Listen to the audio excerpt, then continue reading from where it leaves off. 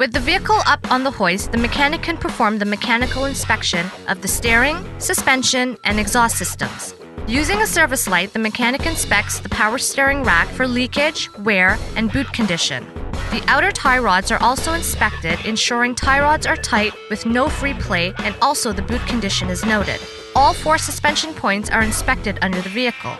The mechanic first looks for any indication of damage or wear. The shock absorbers and struts are inspected, looking for signs of damage or leakage. The suspension bushings are inspected. The mechanic also inspects the ball joints to ensure they are tight with no free play and the boots are in good condition. Finally, the exhaust system is inspected. The mechanic checks from front to back, looking for signs of leak and whether it makes any unnecessary noises like bangs or rattles. A final inspection of the tailpipe to see if there are any oil or coolant residue, and the inspection is completed.